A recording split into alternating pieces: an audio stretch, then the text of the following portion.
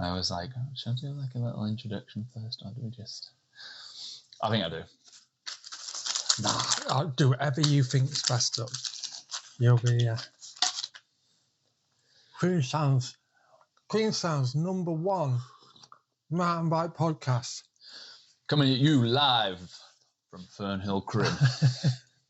It's been a long time between drinks, and I'm stoked to sit down again with Ben Hildred. Most of you probably know him if you're Queenstown local. Most of you probably know him if you just know anything about bikes. He's the man that just pedals. He goes on bike rides and documents it for our pleasure. Yeah, some mug's got to do it, haven't they? I don't know. So, there we go. I want to get straight into the latest. Double Everest. I'm not beating around the bush. No. It's very unreal. Oh, cheers, like Doc. challenge. Or do you even see it as when you go in, is it even like you're setting a challenge? Interesting. I don't know. I think I actually spoke about it in the last one. I was like, it's weird to consider them challenges. It's just a bike ride that I decided I want to do, you know. And the funny thing is, when you plan something like this, you spend months before dulling it down in your head and making it as small as possible so it's manageable. And then when you get it out into the open, everyone's like, "Oh my God, what? Yeah, what?" And you're just like, "Oh no, it's fine. It's not that far, you know." But it's hey, it was good fun. It was a good few days. Couple of days. From was what it I can remember. 48 hours? It was under 48 hours. So 2 days. Yeah. I started at midnight on this Saturday night, finished at about 7 p.m. on the Monday. But it was over 60 hours without sleep because I was so excited I didn't sleep the day before. So just to quickly summarize what it is, it's as simple as it sounds. It is one bike ride that contains the total elevation of 2 Everests put together. Yeah. Which is a total of what? 17,000 and something. I forgot. Yeah. I think I've tried to like remove that from my mind. I had that number as staple for a while, but I can't remember it anymore. And if you're imperial, it's like 3 times that in feet. Yeah. It's a long way. So. Yeah. And on a mountain bike as well, which I believe a few people have said it's the first time something that's been done on a mountain bike on mountain bike trails. So that was really nice. I believe somebody's done it before on a mountain bike on a gravel road up and down, but using proper trails descending. I think that was the first Double Everest on a mountain bike. So that's nice. When because the one you did before that, your last bike ride was it the Olympus Mons? Let's have a think. Did you have one in between? I had a K2 in between. The K2 was the height of K2, not using the same climb twice. That one was to 2022. That was the year before last. So what did you find the main challenge with the K2? Because whereas an Everest is, people find a relatively punchy climb, so you can like crank out the elevation without wasting too much energy with traveling, like liaising between, I guess, the hills. Whereas your K2, it was like, so you can't do the same run twice. No, that was... So finding a route that has enough elevation, and again, probably is within a close vicinity, so you don't like... Because how far was your ride in kilometres on that K2 in the end? It was over 200k, and I did it on the Mega Tower because we thought it'd be cool to call it a Mega Day on a Mega Tower. So it was on like a full enduro bike. Because what are they, 180? 170, 165. Still big bikes. But the challenge with that, and this is what's fortunate about living in Queenstown, is trying to find enough hills to go up and down. And you had to do everything in town, you know. You wouldn't be in somewhere like Finland. No, which I hear is pretty flat. You'd struggle. But that was, certainly different challenges in the bike rides. K2 was fun, I kind of finished K2 and it didn't really exhaust or deplete me as much as I was hoping, I don't think, which sounds a bit grandiose, but I don't know. A bit like, yeah, well, I guess you're doing it. You do want a challenge, like you say. You want it to represent just a bike ride that you can leave the house like you would any other ride. Yeah. But go and do something which is pretty. It's going to push you to your limit. Yeah. And then you say you didn't get that from. Did you have a time limit you wanted to do the K2 in, or was it like sort of unrestricted, so to speak? Under 24 hours. It's still had to be under 24. Yeah, and that was achieved. But I remember I set off at midnight and I didn't eat properly for a long time. Gosh, like I was just too excited and in the zone, and I didn't eat until midday properly. Like I'd had a few like snack bars, like OSM bars, but I did went up the marks, and it was like, I don't know, about over 5,000 meters in, and then I started to feel a bit like hazing. I was like, shit, I haven't eaten. So I went to Cargo Brewery at Arthur's Point on the way back into town. And I remember having some food, thinking, man, I've only got to do like bike up to Ben Lomond's Saddle and a few little bits, and that's it. And it was a bit like, I don't know, almost towards the end of it already. Yeah. But that doesn't take away from it was a gnarly bike ride. And you don't forget. You don't remember how difficult it is. I don't think it's hard to, in hindsight, remember the struggle, I guess. But Double Everest was different for sure. So after the K2, how long did it take you till you thought of your next ride? Because I guess you're probably in the same sort of situation now of trying to think of like, all right, what's the next thing that's gonna like float your boat, so to speak. So was a Double Everest something that you'd sort of already had in mind for ages, or did it only come after you've kind of completed the last one? I decided, I did the K2 in April of 22, and then I decided I wanted to do the Double Everest in August. That was when I committed to it in my head. I remember speaking to a few guys in the industry about it at the World Champs in Leger, actually. Just letting them know what's happening. So that was when I fully committed, and then from there you just you execute it mentally. Yeah, and then on the day you just gotta prove it's doable. You know. I guess it just makes you more accountable once you've let these ideas out in the open. Yeah, which is why I don't like doing it. I like to just keep it to myself until the last minute. Like I already know what I'm doing this year, but we'll come to that in a bit. But yeah, it is a funny one, the Double Everest.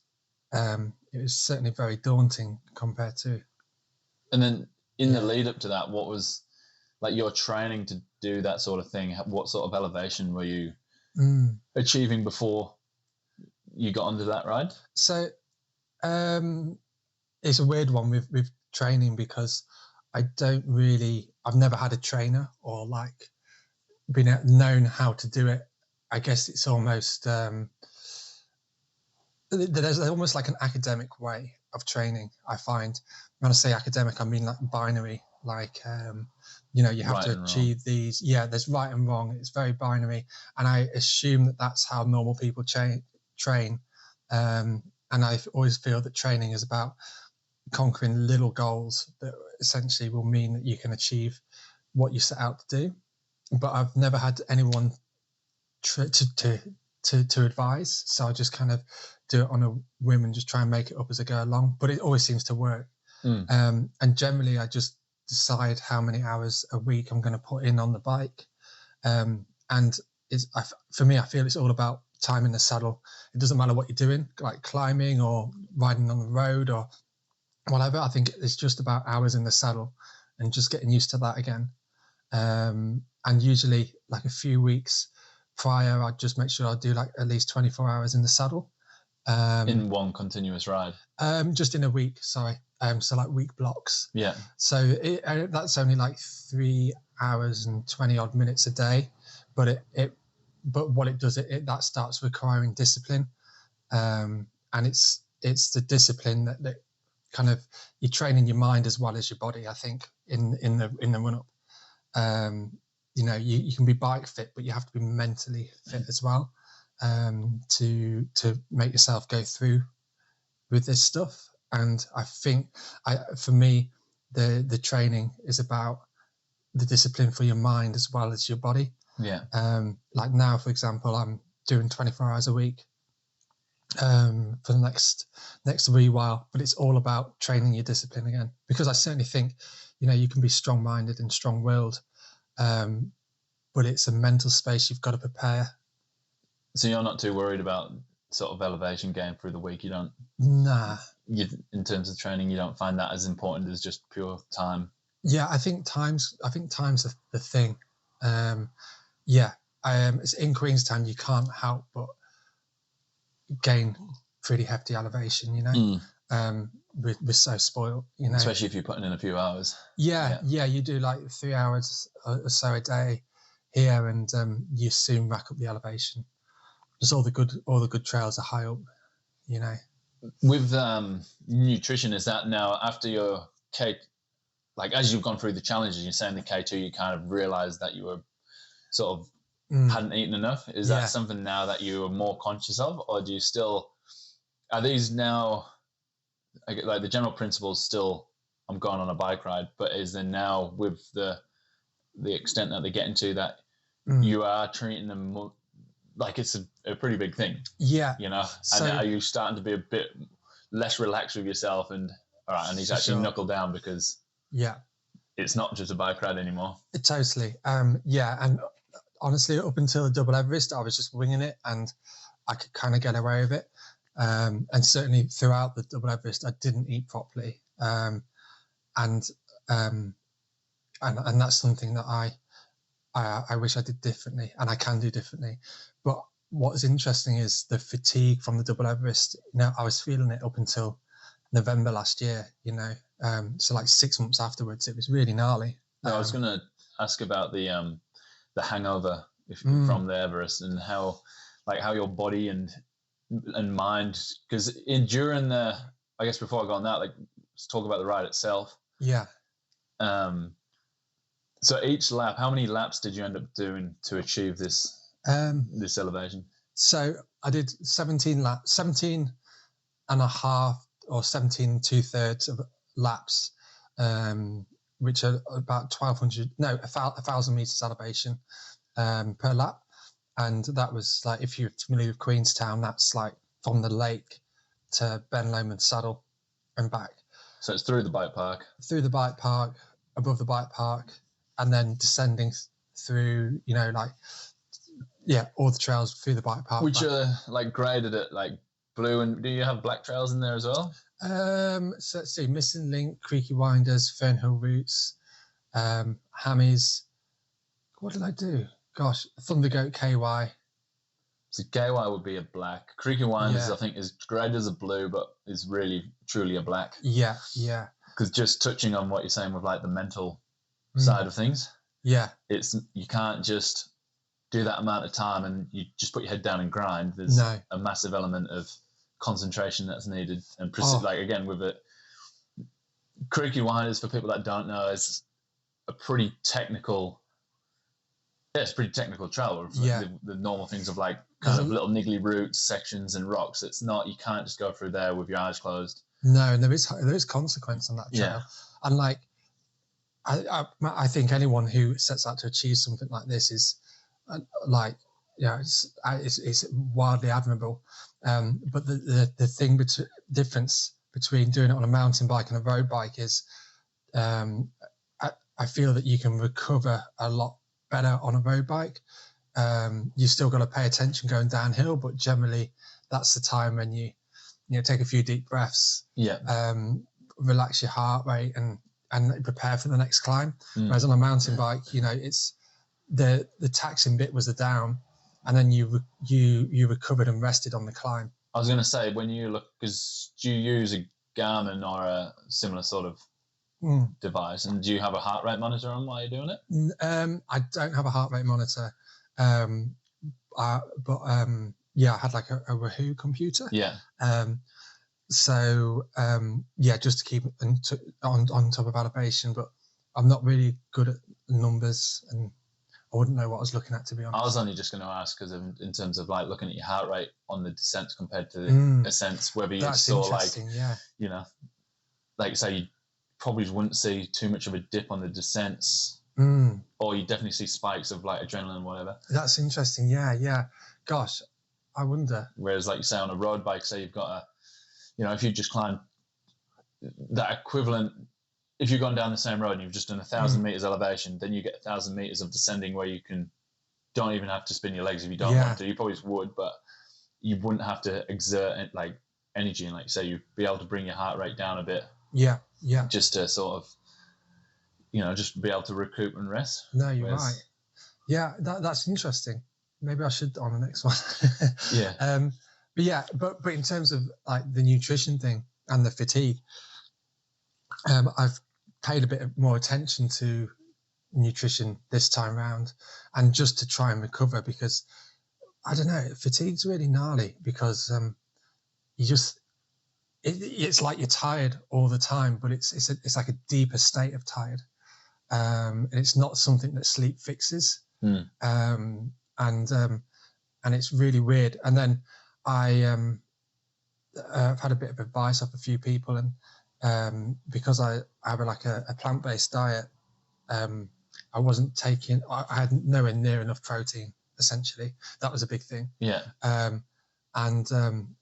Isn't it weird, because for me, I always assume proteins for bodybuilders, and like, people working out, lifting weights. Yeah. And that's really wrong. And that's a really odd assumption. But like, I've started having like protein shakes, like plant-based protein shakes, and I'm making an effort with protein, and I feel like so much better. More like alert, like awake. Just normal. Or just just normal, like sleeping properly and getting up and having energy. Like, that's the wildest thing. And it took so long to figure that out. It's like, I guess it's my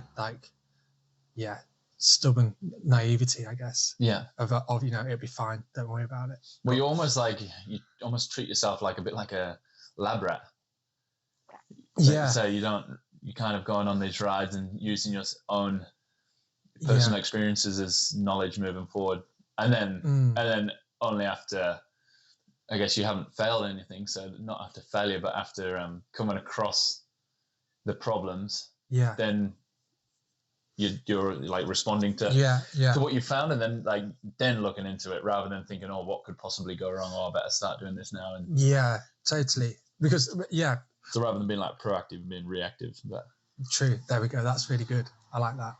It's a reactive state, and I think and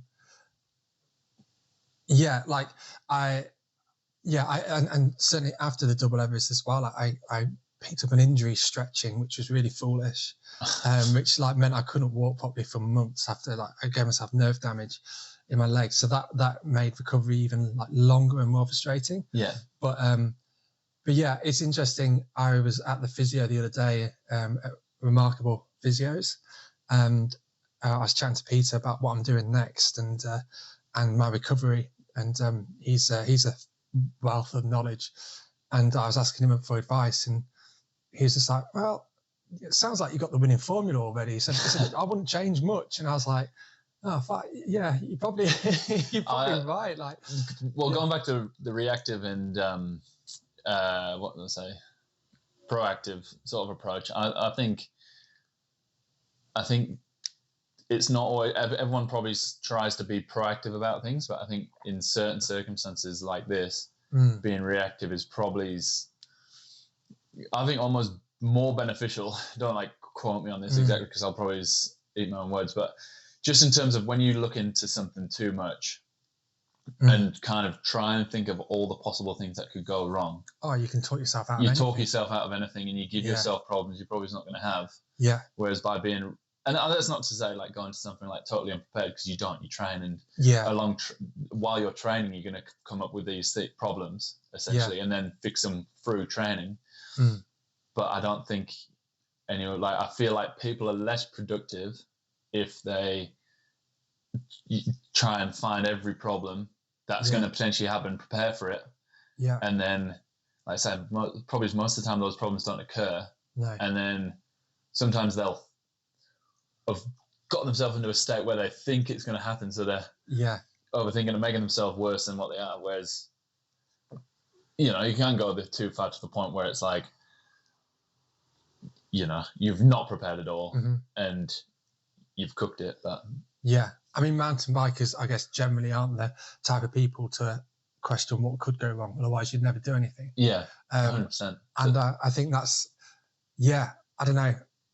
For me, like, I don't even harbour those thoughts because you'd never do anything. And I don't know, like I say, for me, it's already done. Like I already, after some training and after thinking about it, and you know, when I've got something in my head, I think about it. It's constantly there for months. It's the only thing I think about. I imagine every small goal within that goal. I imagine what every lap's going to be like, and then come the day or days, it's just a simple case of saying, "Hey, look, it can be done." You know, and I love the process. It's although it comes at, you know, the discipline and the build up comes at a bit of a cost. I think I didn't realise really until this year. It felt a bit more poignant. Is there is there's sacrifices for sure for these silly ideas. Yeah. You know, like I know that I've got to spend so much time on the bike and got to sleep really well, and you know what it's like living in Queenstown with so much going on all the time, and so many good trails to ride. And even at the minute, I'm just like in safety mode. So I'm turning down certain bike rides. I'm like, it's not worth it. Yeah. Because of the risk factor. To a bit of that, how has sponsorship changed how you thinking when it comes to that sort of thing? That's not to like put it, you know, like sponsorship's amazing and it's good, and it's not to say they're sponsoring. I'm sure even if you got injured, they'd be pretty good. Yeah. But you obviously want to deliver something. These guys have put in, you know, trust in you, and you're wanting to deliver on that. So is that's exactly come into play now? I feel that there's certainly, you always feel like I want to be value for money for people, and it's so wonderful. I've never gone out and asked anyone for anything, and it's so humbling and nice to that people can see that they can see value in what I do, and I would be doing these bike rides regardless. You know? It's just something I love doing. I love doing it, and seeing the sponsorship came second. Oh yeah, you know, you were already, like you said, well on your way doing these. Before it. But what's fantastic is, like, really truly amazing is, like the Double Everest one. SRAM saw value in the bike ride that I proposed to them, and I remember speaking to Ross in Leger about it, and he was like, "Fuck yeah, that sounds sick!" Like, and it was like really like, and those kind of people like Ross and like Seb at Santa Cruz and those, like, they're in mountain biking for the right reason, and they just like froth like really good stories and people doing cool things for themselves, and that's really lovely. And the thing that came out of the Double Everest one is through their interest, I've now got video that I can go back and rewatch and like relive. You got a pretty good photo album, and it's wonderful, and a good photo album, and like and that's incredibly special to have that, and I love that, and it's really nice. So the ride, again, just like breaking it down a bit, how you said you felt it was like, this one's definitely more of a challenge. Was it a challenge from the get-go? Was it because you said you didn't sleep too much out of excitement? Or was it like, was there a point where it just became, you know, what am I trying to say here? Is it like, was it up and down? Were you coming in and out? Or was it like progressively, one of those ones where it just obviously progressively gets harder as you probably more expect? No, it was all over the place. I couldn't sleep I started at midnight. For some reason, I really liked that starting at midnight thing because then it was like a whole day. You know, and solid starting point. Yeah, and I woke up early the day before because I was excited, and then I thought, hey, I've got the day off. I'm going to sleep all day, and that didn't work because I was really looking forward to riding. And then the first lap. So sort of what? How much sleep had you got up until? So in like the last 24 hours leading up to the challenge, sort of how much sleep do you think you were running off? Just like a regular, like 7 hours. Maybe. Oh, you were getting 7 hours? Maybe, before the day before, possibly. Gosh, I can't really remember, but it was just like a standard day. But then going into the first night, starting the bike ride was like doing an all-nighter. Yeah. From the start. So you didn't go to bed at 9 p.m., wake up at 11. It was pretty much awake all. Oh, yeah. From what, 7 a.m. the day before? Yeah, pretty much, yeah. And I remember just getting so frustrated because I couldn't sleep. And then... That makes it worse. Yeah, and then frustrated because I'm frustrated. I hate that, it's like...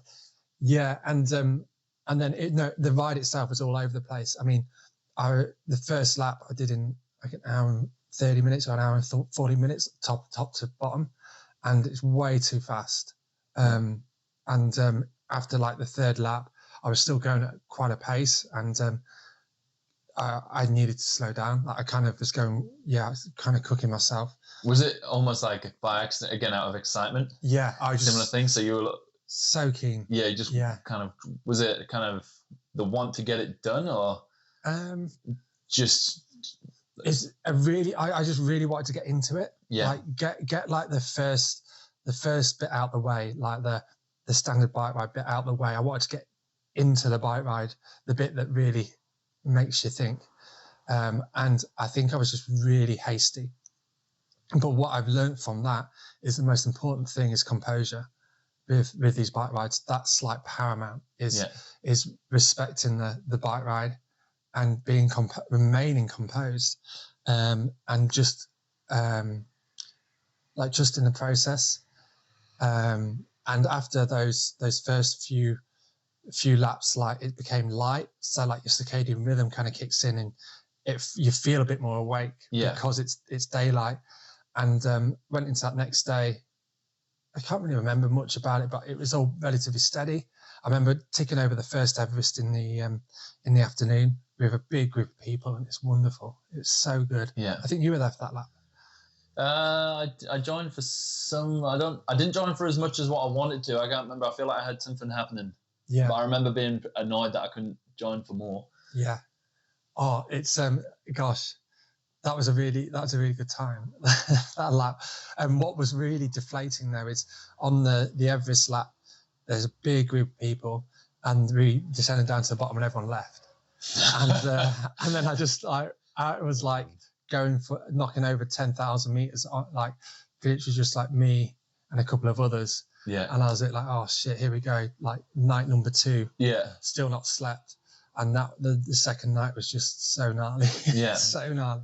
You say, do you have laps that you can't remember as well? Oh, so many. Yeah. I can't remember much at all. And I even question if I can remember the certain ones, or whether I've just watched it and think that that's a memory. It was so messed up. Like, like just some really weird laps. I think on the video you're saying about hallucinations and stuff like that. Yeah. How does that, can you feel yourself getting to that zone, or does it all of a sudden you just like? Oh man, there's some footage of me and I can't remember it. And I'm just like completely slack jaw, and my eyes just would look. I know I'm not looking at anything, and I don't know. Like that's just pushing through the sleep deprivation. I think that's all that was. Is like, and that was the biggest test of like willpower for me. The riding, like if the sleep deprivation aside, you could just go forever. I think. Yeah. But it was the sleep, which is just so difficult, is resisting it. And I think that's what made you just go absolutely balmy. Can you remember any of the sort of things you've seen? Yeah, I think on the video, there's a bit where I saw like a very clear river on the road, and I slammed on my brakes because I thought I was going to go into it. And I referred to it as a moat because it looked like really deep and like quite short. Yeah. and that just like flashed in front of me. And then I remember door frames that I was swaying side to side, like turning what's climbing. Yeah. And it felt like I was going through like very narrow white door frames, but they were just like, I don't know. You almost feel like there's a bit of your subconscious wanting you to stop, and it's like putting these things in the way to just try and hopefully. Oh, it's really weird. And I was speaking to Jake Byrne afterwards, and he rode a few laps towards the end, and he was saying, and I can't even remember it, he was saying that down Creaky Winders, I was off the trail a few times, and like he had to help me like lift my bike back on. Oh yeah. I can't remember. Couldn't even stay on the track. No. It was almost like drunk. Yeah. I can't remember that. I remember I fell off my bike climbing as well, like just rode off the trail and into all these dead trees, and then I think just after that I would stop and fall asleep instantly. Yeah. Like Did you have many sleeps on the ride? I had 2 really short naps. Yeah. But one of them I don't even know. I don't know if I was sleeping or whether I was just awake with my eyes closed. Yeah. Because you can't distinguish. You just couldn't. Yeah. No, it was ever so weird. And then I managed to get, I think like 10, 15 minutes in the back of a van on the second night. But I think that actually did me more harm than good. Oh, yeah? Yeah, like just trying to like snap out of that was really difficult. That was like the gosh. Are you a caffeine drinker as well or not? No. No. I haven't drank caffeine. That's a Rooibos tea that I've just drank. Haven't drank caffeine for a fair few months, but I don't do coffee or anything, you know. It would have probably helped then. But yeah. Yeah. So you're just running off just what you got. Just fumes. Yeah. Because I wasn't eating properly. And then coming into the next day when that sun came back up again, did you feel that same sort of feeling as the first day of like coming back a bit more alive? Or yeah, it's wild. And that day, the second day, I had a few of like the fastest laps. Oh yeah. Yeah. And one lap, I remember I just wanted to be on my own, and I feel awful because there's people wanting to ride with me. Yeah. But I just like sprinted off the second part of the access road. I just wanted to be out. So I just left everyone. Yeah. It's like sitting there. But it's probably also part of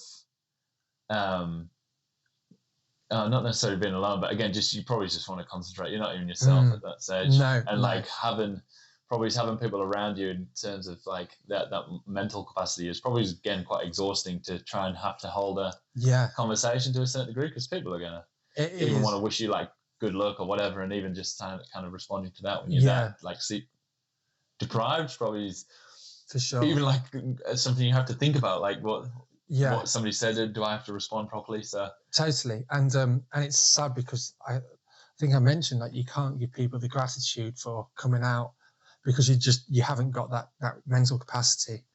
And you know, I feel like you've got 3 buckets of energy, and you're constantly dipping in and out. And when they're all depleted, you've got your mental energy, and you've got your physical energy, and you've got your emotional energy, and when they're all at a low, it's impossible to give anyone any gratitude or probably is a bit like just depression. Yeah, you know, a lot of people, like I still don't really, I guess, understand it to the full extent, but there's nothing you can do when you're completely to not being like, say, if your barrels are completely empty and people are there trying to cheer you up, you've probably just got nothing to even nothing to give. Yeah, that void of emotion, the black wave, the void of emotion was exactly how it felt. But at the same time, you're so motivated and concentrated on what the task ahead and the task in hand. What's interesting is it's a nice space to be, but it's addictive, and I can't wait to get back in that headspace. Yeah. Because you learn a lot. As a place, like it's probably quite hard to tap into and so unique. And it's probably like a lot of things that people do that you can, once you find that space, almost like a drug, once you found it, and it gives you that feeling that's so unique, it's trying to get it again is it's like something you're always going to chase, always to a certain degree. I think so. It's it's a weird place, and I've learned to oddly enjoy it. But like I say, it does come at a cost. I mean, you only see like the 2 days, like for example of Double Everest, but it was months of preparing mentally and like and all the bike rides and the sacrifice. But I do it all to myself. It's because I want to do it. But maybe next season I might just get a bike park pass. You won't be able to. Oh yeah, I know. Like you won't be able to bring yourself to do it. Yeah, it'd be tricky. I mean, maybe bike park pass. Spend some more time at Atlas. Yeah, we'll see. I don't know. Just to wrap up on the Everest ride itself, can you talk me through just the final lap? Is that feeling like getting to that leg on the, I guess for the 17th time? Yeah.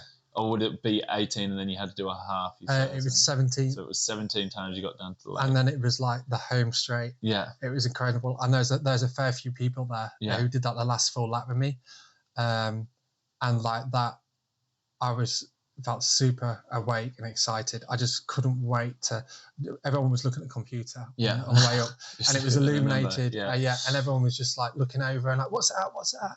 And we're just so excited to count it down together. That probably talking about that feeling you get, or like that place you put yourself that you find really addictive? Yeah. Also, to that on that final lap, is that a feeling as well that is almost impossible to achieve until you've gone to that place? Yeah. Because you must, I can't imagine being in it, going through all of that and then being at that stage where it's, it's almost over. Did you feel like, like you say, a wave of energy just coming through? And did you feel like you snapped back into reality for that? Or is it? Yeah, it was certainly like, I was coming out the other side. It was like you're coming through the end of the tunnel and back into like a normal headspace, and that was exciting. But what was interesting is once I finished, I remember like finishing and saving the ride. I was really paranoid. I didn't want to lose the ride, delete it by accident. Discard. And especially when you're like all delusional, like you could press the delete button or something. So I remember doing that, and once I did that, it's weird. It was like an incredible emptiness. And it was really sad because I wasn't like elated or just like super stoked. I was just like, done. Yeah. Let's go home. Did you close the ride up at the saddle? Or did you ride back down first? No, I closed the ride. It was just on the walking track, just at the start of the walking track. And once we finished, like I ended the ride after the elevation, and then luckily Callum, who was taking pictures, had his truck pretty close by, so I just went and sat in that. And, we got back home. I was still awake. I was just kind of buzzing on endorphins, and then we got a pizza, and I fell asleep with pizza in my mouth, like halfway through chewing. It was really weird. Was there much conversation at that pizza party, or was it pretty silent?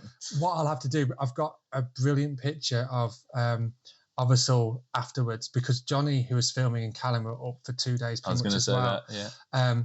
And I'll have to share it with you and probably pull it up when you put this. Release this. Yeah, because it's hilarious. Like everyone is just baked completely and utterly. Just because they're on e-bikes, but they must crank out a fair bit of elevation in those, and like they're still pretty much doing a 48-hour ride as well. Yeah, and they've got so much to think about. All I've got to do is just turn some pedals. It's so simple. Yeah. And like they've got to do the ride and think about compositions and think about storylines and try and document everything that's happening. And so they've got a huge task. Yeah, the work they put out after is so good. Yeah. And I'm getting a bit mixed up with the rides, but was this one more of a photo? Oh, there was film because of Johnny. Yeah. Because I think you've done one where it's just only photos before, haven't you? Yeah, that was the K2 was photos. Yeah, like that, and this one is video, more video with photos in there. Yeah. So that was really good. It's wonderful, and like I say, it was incredible for SWAM to see value in that and give us the opportunity to make something. And, that was really nice. The final edit, it's like, definitely, like they do an amazing job and make like it's such an inspiring thing to watch. And even to, it doesn't inspire me to go and do a double Everest, don't get me wrong, but like just to realize like they give you that, like the boot up the arse sometimes when you feel like, again, you got to get on a bike ride. Yeah. And I even did that earlier this week. I hadn't really, I guess I'd finished work, and I didn't actively think of your rides when I do this, but it's probably that's in the back of my head a bit subconsciously. That's put me in this stage. But I got home, I was like, I just got to do a ride. I only was going to do a 20-minute. Yeah. But I was pretty unmotivated, and I went up the hill and went to another guy's house, had a chat. And then after that, I actually kind of got a bit of motivation, did my 20-minute ride. Yeah. And then I got home and I was like, I am so glad. Yeah. You never regret did that. Yeah. I was very rarely do you regret getting out, but to actually get off the sofa at the time was like so hard. But I knew I knew myself I wasn't tired because the day before I'd had a bit of a chill day. Yeah. Yeah. And it was just that more of the mental side of things. I'm physically tired. Yeah. Because, and they're the ones that make a difference. Yeah. Those bike rides. And that was, but yeah, it was so helpful. And having sort of the videos like that you do and the rides you do is something just to inspire, like get inspired by, and is kind of like a no excuses sort of scenario as well. Yeah. So it's like, it motivates me to go and do a 20-minute ride. Like, I don't need to go and do 48 hours. Yeah. Yeah. But you're like, if he can do 48 hours once, you can go and do your 20 minutes a day. Like, gosh. And you feel good, and you feel so much better for it. You do. Oh man, and every bike ride's valid. Like, I don't want it to ever be a competition, but I love the fact that it gets people motivated to ride. That's crazy, and that's weird to imagine. But yeah, people message me occasionally with their Strava rides. They'll send me a link and be like, "Look what I just did! Like, I've never done this much before," and thanking, and it's ever so weird, but it's cool. I mean, what a great community. Yeah. And how is that reach? Because you say you're over in Leger. Are you surprised by people that will recognize you now from what you've done? Again, for you, it's just something you'll be doing anyway, and now it's documented. And it is. It's funny when somebody says hello and you don't know who they are. Or I often get like a hello and like, how many laps you done today? Like, is this your first Everest? Or like, I'm just like, no, I'm just on a bike ride. So don't worry about it, But it's funny, and it's really nice. It's really nice. Gosh, sometimes you're just on a bike ride. Yeah. But yeah, going into the sacrifices now. Yeah. You what's the like the hardest part of that for the training? Because for this, you must, like you're saying, you're trying to get your 24 hours in a week. Yeah, which isn't even that much in a scale of like what an athlete would do. But when, like, at the minute, I'm trying to do that, which is quite a lot, a relative amount. But then I'm also trying to like make a new business work. Yeah, which requires a lot of time as well. And you got people pestering you for podcasts all the time. No. Like, this is fun. Like, this is the nice part. But it's, you don't have many spare minutes in a day.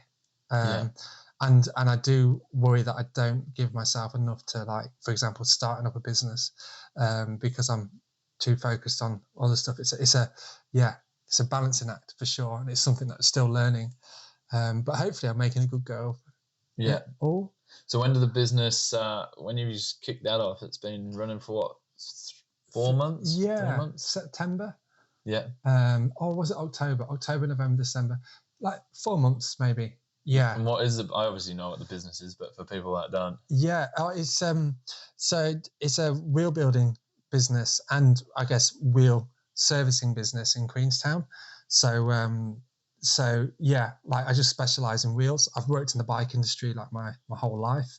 And I worked at Vertigo Bikes in Queenstown for 6 years, and I got my residency last year and decided to try and do my own thing. And see what would happen.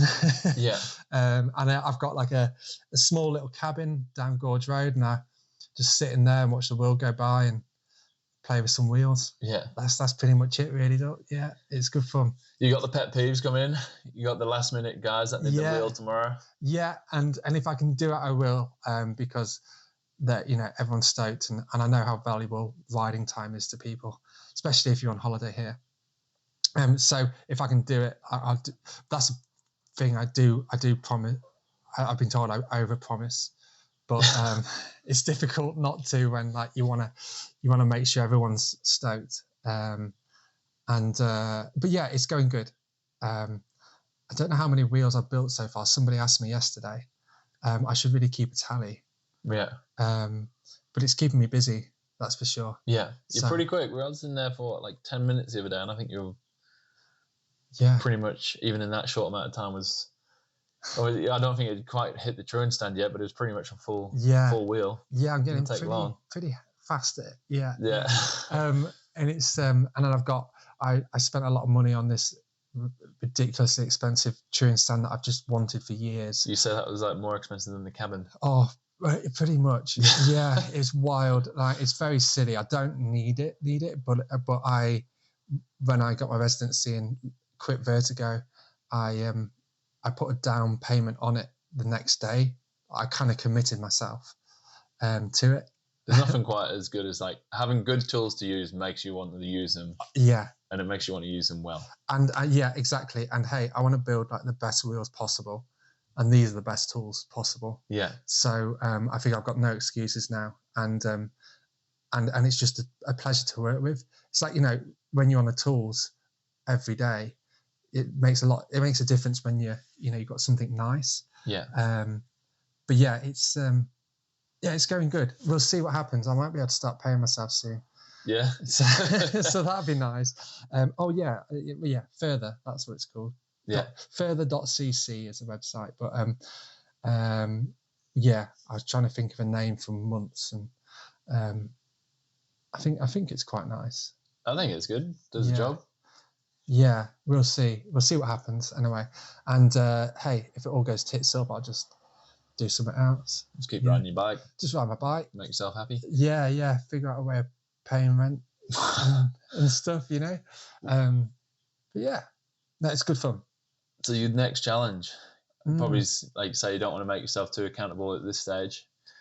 But is this do you know what you wanted to do before Double Everest, or is it like solely focused on the challenge at hand? Yeah. And then the next ride comes as a, after that. Yeah, like it comes afterwards for sure. And I never really I always like to have a goal to work towards. Maybe this year my goal should have been to make a success of a business, but I needed to do something else with riding as well. Yeah. The next one, hopefully, all being well, I can figure this one out late February, early March, when there's like a 2 or 3 day weather window, when there's some good weather. This might be like one of the last like elevation goal ones. Yeah. It still keeps me curious, and it's what's really nice is it's very like a uniform thing to try and hit, you know. And it's making the most of all the mountains we've got around here. How was it coming up with this when you? Because you said like the effects after the last one were quite, stuck with you for quite a while. Was it? Were you just like? Was there a point where you're like, all right, elevation's already out the window, and then it came, or was it like you knew you'd get over whatever you were struggling with, and it was so you were just like a bit of an open book for anything? It was. I didn't really think about doing anything else until I got over the fatigue in November time. And like literally, as soon as I started to feel normal again, I was like, "Here we go!" Like it's on. Like, and I've had something in the back of my head for a while, revisiting something I've already done, and I've figured out a really good route that will mean that I can keep relatively calm on the pedals, and then I've got things I can improve from on the double Everest, like for example the sleeping, like starting in the morning normally as opposed to midnight, eating properly, bike set up a bit differently to make it more efficient on the pedaling. So there's like, I'm thinking I can do a double Everest, but then like I can also improve a few different factors because there's things that I did wrong and I can do better. So how far can I go if I'm dialed? Is it a hard process? So, because we talked about getting into that zone. Yeah. So if you prepare yourself, not that you obviously want to like prepare yourself well, but would you almost be disappointed? Like you said on the K2, you kind of didn't necessarily breeze it, but you got to the end and you're like, oh, still that wasn't too bad. Yeah. Would it be almost like a letdown if you've come up with this, you've already wanted to do it, and then you get to the end and it was almost too easy, so to speak? Yeah, but I guess it's hard to say now. It's tricky. I think the end of this next one is gonna be a relief. Yeah. Yeah, I don't think there's any chance of that happening. Yeah, pushing progression, I think it's such like a kind of a crazy thing. Oh, it's fascinating, and like you look at the running and like the marathon records, and like people are just getting faster and doing more stuff, and it's just incredible. Like, and nothing seems possible until somebody does it, and then like that's it. Like the floodgates are open, and it's like, what if that's possible? Like I can do that, and I can do more. It's just fascinating what I think it is discipline and composure can do, and the bikes are just an amazing tool to see what's possible. Yeah. Like I say, in Queenstown, like how fortunate are we? It's pretty magic. Yeah, it's pretty magic. Like, you know, growing up in the UK, same as me. Like, could you ever imagine somewhere like this exist? No, I couldn't. Not, you know. Yeah, I guess I've looked at things in places in Europe. Yeah, but not. It's hard to kind of explain exactly what it's like here unless you've spent probably at least a month. But that's probably not long enough. I think it was like 6 months it took me till I really realized what this place was. Yeah, yeah. And I can't explain to somebody quite what that is. You just got to experience it. It's impossible. And it might not be there for everyone. Like it might, you might be here for 6 months and you still don't care. But I find it hard to believe. It's wild that like a normal day, like or a weekend day here is just like, it's stuff. I don't know. You can do so much riding. You can have like the world class best day on the bike ever, any day of the week. And the community is just incredible. There's just like so much investment into the trails and like the riding here. Yeah, it's awesome. Yeah, we're lucky. The people, when people say, "Oh, you're lucky to live here," I disagree because you made that. That wasn't luck. Oh yeah. But what we're lucky is the community that's also joined us here. Yeah. And to what you're saying, like the stuff that's going on, I'm excited to see this World MTV Awards. Yeah. It's coming up soon.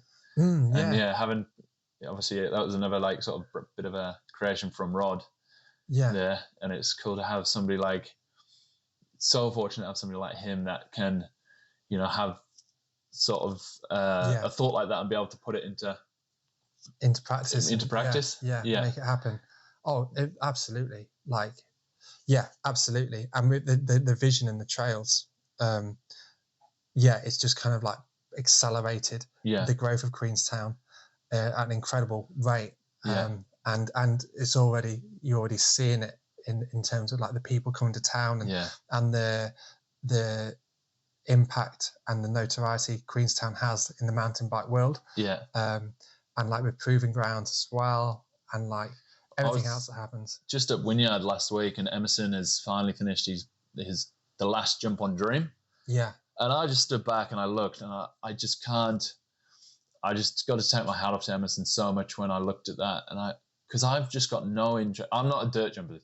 Yeah. To be, in my defense, it's not really it's something I've always, I guess, I think anyone wants to be able to jump a bike, and I can do it to a certain degree, but on that style of jump is just not.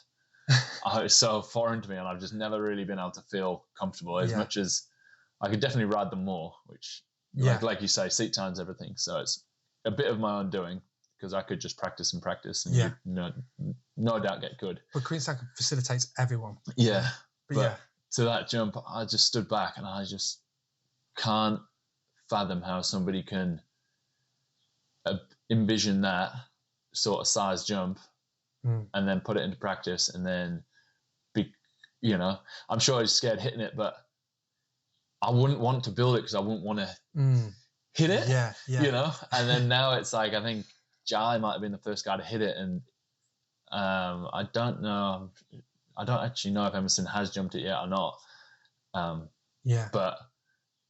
But even to make something like that somebody can go and hit, and Jai greased it from the video. I saw that. And I was just like, I don't know. I just unless incredible. You see it with your own eyes, you're just like, how has somebody come up with this and thought this was like a good idea, and being able to build it is like pretty, to keep pushing the progression like that.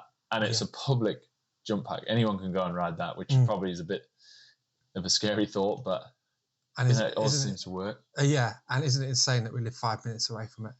And it's like, and it's crazy. And same as you, I used to live for jumps and downhill bikes. But I kind of neglected that being there. Maybe I should just do that next season. Just live in Vineyard. I've thought myself this year, but I actually got dragged out the other night. It was like 8:10, and it's like so good here with it how light it is. And I was just like, I'm a bit of like a early. Go to bed quite early. So like 8:10, I was like ready to start winding down. And my housemate just asked if we want to go to Wynyard. I was like, I keep making these excuses of not going because they say it's too late. And like I said, I'm never going to get better or more comfortable on these jumps unless you're just out there doing it, getting the seat time. So we went up anyway. And I was pretty pissed off with how I rode.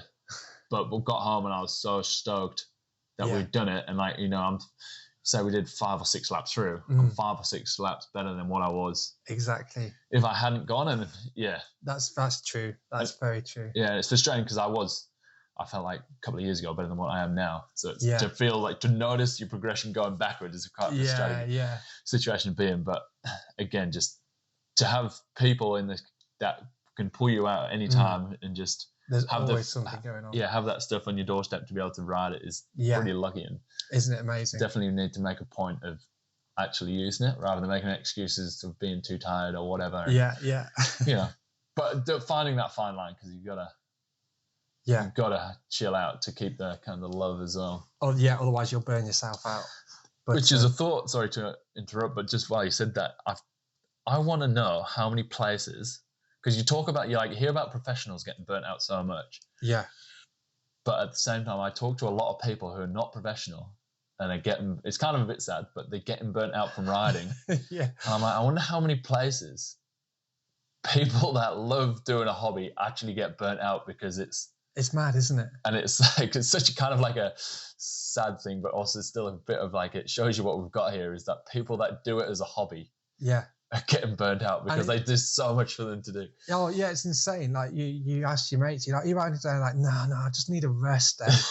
And it's like, what? Like, I remember living for that one day a week where you could go out and just cook yourself.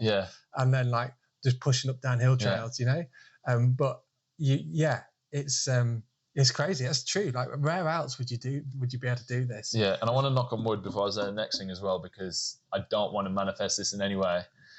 But when I get an injury, it almost does not disappoint me. I want to avoid them because I want to not get injured shit. But when I do get injured, it's forced rest. I'm not too bummed because I know then I've got 6 weeks to maybe 3 months of a good excuse to like chill. And I'll still get out and there's so much to do, but it's like a good chance for the body to. My body actually feels pretty good after an injury because it's actually had a good solid couple of months of rest, and you may be a bit unfit, but you got your muscle memory which comes back super quick. And I'm normally then motivated to I use Strava a lot as well for PB, so you come back and you beat until the point of beating a PB, but then you're like, oh, I guess I'm fitter than what I was before the injury now because I'm beating PBs. So it's again, I don't want to manifest it because I genuinely don't want to get injured, but when it happens, like because of how active we are, I actually genuinely take it as a bit of almost like not a blessing, but I think you get what I'm saying. I do totally. Not a terrible thing anymore to get injured. Yeah. It's as long as it's not too bad. Yeah. But gosh, and that's it. Like, it's a weird thing, Queenstown, and the FOMO that comes with it, because always amazing rides going on.